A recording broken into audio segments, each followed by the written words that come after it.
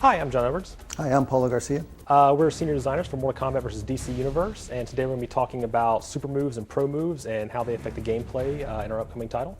One thing that's always been special about Mortal Kombat, it's one of the few 3D games that focuses a lot on special moves, where a lot of the other 3D fighters are more hand-to-hand based. Our game is a lot of magic and other stuff you can do in it.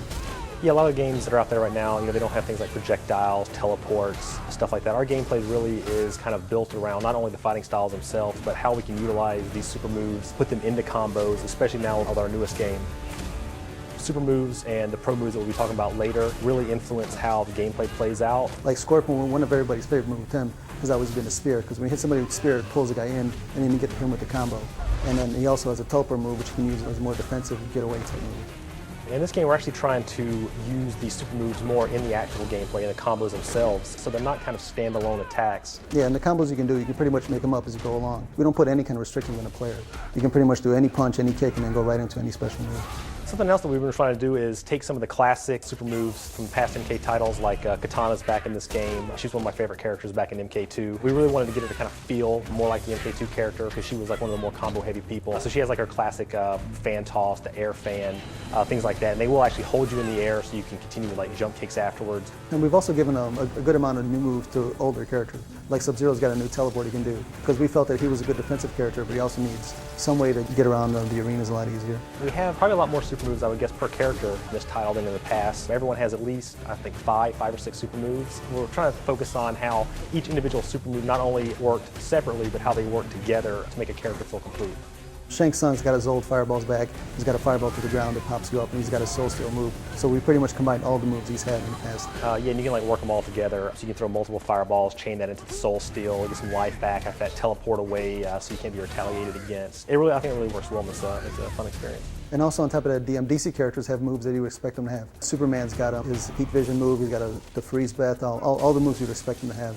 We work really close with DC, obviously, on this title, and we wanted to make sure that all the DC characters were kind of represented faithfully. So a lot of the super move designs we would come up with, we'd say, oh, Batman, we want him to have this. We'd send it off to DC. They would say, oh, it'd be a little bit cool if he does this, be more per brand if Batman does this kind of move instead. So we got a lot of really cool ideas from the DC guys as well. Yeah, like Flash uses his super speed for almost all his special moves.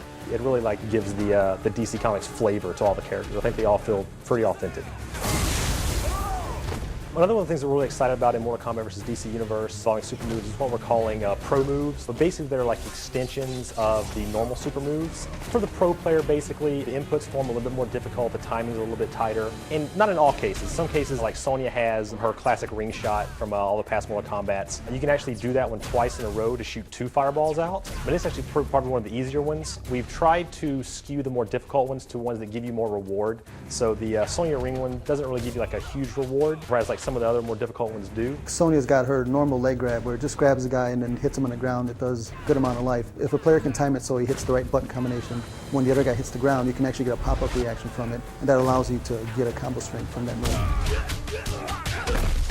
It's not all just things that, add extra damage. Some of the stuff also is, like you could throw a missile with Lex Luthor, and you can chain that directly through the pro move system into like his escape, his boot escape thing. So basically it essentially gives you a free fireball that people can't retaliate against. So we really want to try to be creative with those things. And some of them will just add simple, more damage to moves. Like Superman's got his heat vision move, but when the heat vision connects, you sit there and can mash all the buttons fast enough, you can actually extend it to be like 5 hits. They're not all the same inputs. Like Paul was saying, there's like mash ones, there's ones where you just hold the button down at a certain time, and there's ones that are actually more difficult, which are completely, new motions with the D-pad and a button input that all have to be input within like a very small window. We wanted in this game for players to take longer to master a character. Like you're going to pick up the game, you're going to learn to play Superman, but then after a few days, you're going to learn, hey, I can do this move here. Every time I ground pound a guy, I can tap the buttons twice, and I can pop the guy up afterwards.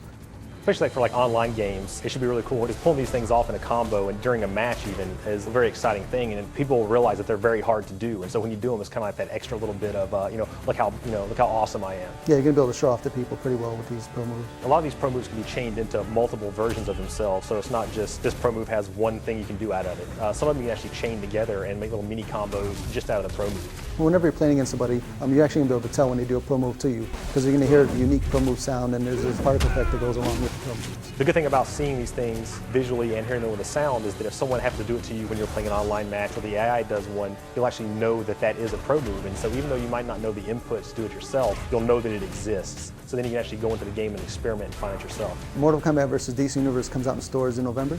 Yeah, we're excited to have you guys get your hands on the game and try a lot of these super moves and pro moves out for yourself. We hope to see you online. Okay, thanks for watching.